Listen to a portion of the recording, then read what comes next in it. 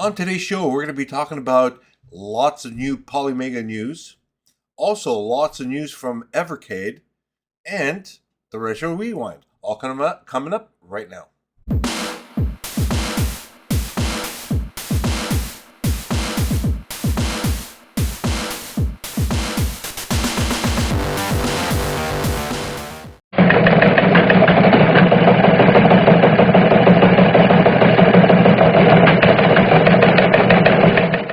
Good morning, everyone, and welcome to Dadisajoke Retro Rockin' Gamer, and this is episode 76 of the Weekend Report.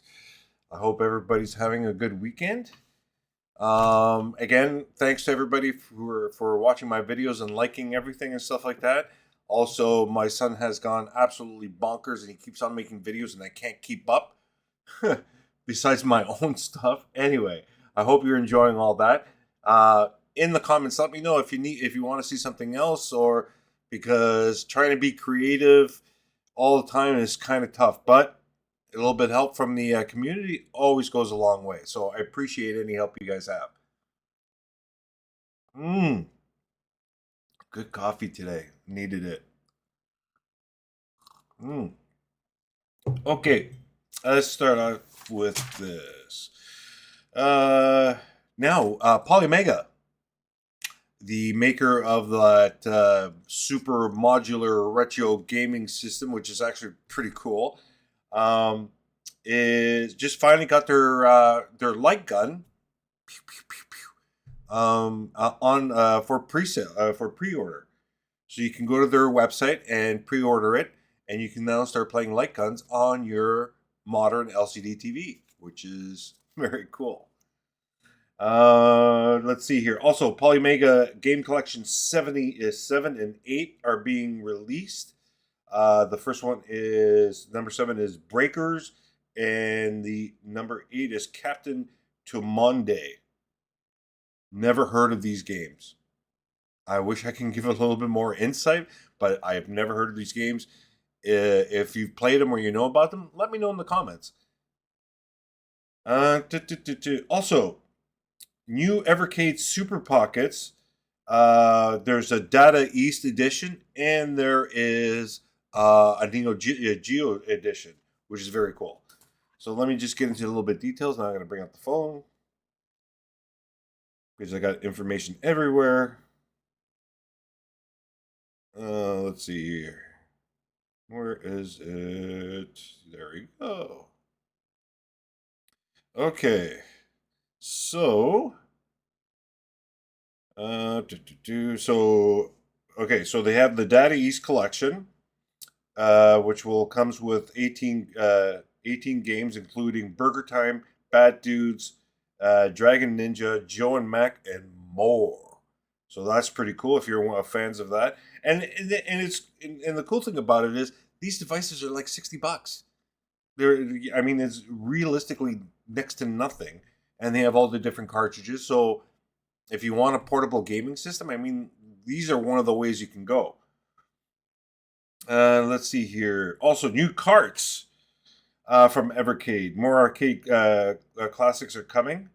So there's Windjammers, Karnov, Atomic Runner Cherlov, Vapor Trail, Hyper Offense Formation, and Rogan Armor Force. And that's going for $24.99. Also, the Neo Geo one is coming with 6 games, I believe. And that's with Metal Slug, if you're a big Metal Slug fan, which is awesome. The King of Fighters 2000, Shock Troopers, and more again for $24.99. And also, they're going to be releasing a limited edition Neo Geo device, which this time, instead of it being all black, it's all red. And let's see, the the Neo Geo limited edition is an MVS inspired design, limited to 3,000 units and individually numbered. So if you are a Neo Geo collector, this is something cool to have. And again, they're pre-ordering, and it's going for £69.99 and €79.99. So it should be roughly the same price for the Americans, or sorry, for North America. And and last but not least, guys, there is a new Atari game for the Atari 2600. It's called Race, Race, Race. And I don't know where it's available. Oh wait, it's right here. I didn't even check. Race, Race, Race. It's a downloadable game for $1.50, so you can get the ROM. So the information here is simple yet fun racing game where you must overtake a certain amount of cars within a time limit. If you manage to pass all the cars, you move to the next stage. And it's a single player game. Win all the stages to earn platinum rank.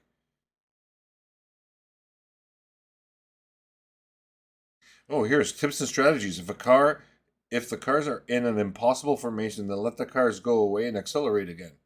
Smart. And that's it, folks. Well, I got some incredible Atari news, folks.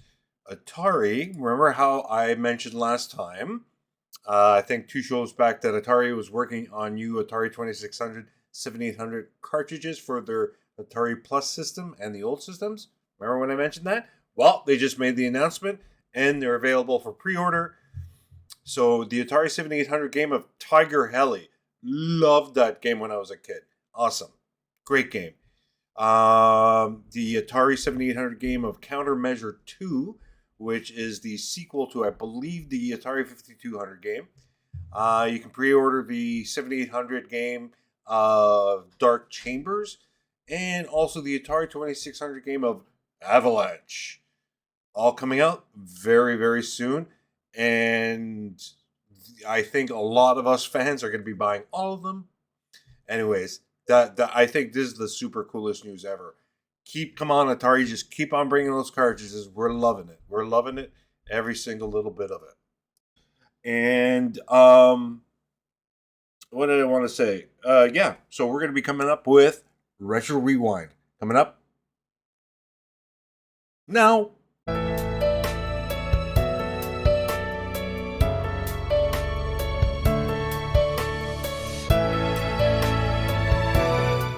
And welcome to Retro Rewind. And today we're going to be talking about sibling rivalry.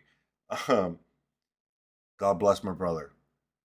So my brother is 6.5 years younger than me. And, back in the day, I loved sports. He loved sports. I liked video games more than he did, but he enjoyed playing the Atari. Now, the one game that we truly fell in love with, and it's funny, we picked this game up on at vacation time. Again, it was during sort of the '83 moment where everything was getting cheaper and cheaper because of the impending video game collapse. But Atari's Real Sports game series really caught our attention, and it was really cool.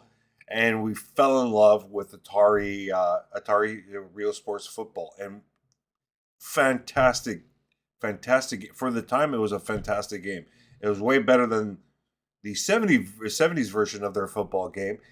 But this was like a lot of fun. You can set up plays. You need the manual for that, obviously, but it was a ton of fun. But here's the best bit. My brother and I we're both competitive, but he's a little bit more competitive than I am. And every time I would score a touchdown or anything like that, I'd end up getting a stupid CX40 joystick right in the side of the head because he'd get so pissed off.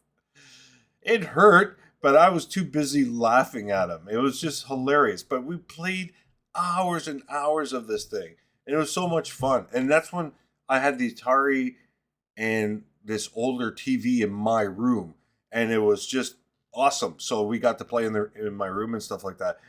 But the yelling and screaming and touchdowns and what have you was just absolutely classic. But then on top of that, what also we enjoyed because we bought that game on vacation. I mean, again, vacation was a big part of my Atari life. Because especially when you would travel to the U.S., Florida, different places along the East Coast. My family and I enjoyed, going to the beach and blah blah blah and all that stuff, but also shopping. And also, I remember one trip to Florida. Um, we were actually my original Atari joysticks were starting to go. I mean, you could hardly control it. I think we snapped one, and that was probably from a football game between my brother and I. And we were look. I was looking for new replacements joysticks, and we were in this drugstore, and they had these. I forget what they were, what brand they were called, but they were really good joysticks. It had like, I don't know if it was a round joystick part. It might have been angled. I'm not sure, but the fire button was like a bright yellow. That I mean, that brand. If you know what I'm talking about, you'll know what it is. And again, let me know in the comments, because it's one of those memory things that are stuck in my head. Um, so I saw those. I'm like, ooh, this looks cool. And looking at it, and I'm like, and the price was reasonable too. And being in my teens, I had a little bit of cash, so I ended up buying two of those controllers and taking it home. And again, being on vacation, being all excited, getting all this Atari stuff, and dealing with the brutal long drive home, looking at this thing, going, "Damn, I wish I was at home playing this thing," and just being super excited until you get home, run into the house, plug it in, and run a game through it and stuff like that, which was a lot of fun. So that vacations and Atari are just it's close to my heart, and I really really enjoyed that. And especially with the U.S., they had more stuff available there than they did have in Canada. Even in Canada, it was 3-4 times the price, which was stupid and ridiculous. But anyway, that's besides the point. Anyways, folks, that's the retro rewind for this week. I got a shit ton more. It's all listed on my phone. One of those, brain waves, and just like going like crazy, putting everything in there. Anyways, folks, thanks for stopping by. Thanks for enjoying the show, and we'll talk to you later. Bye now.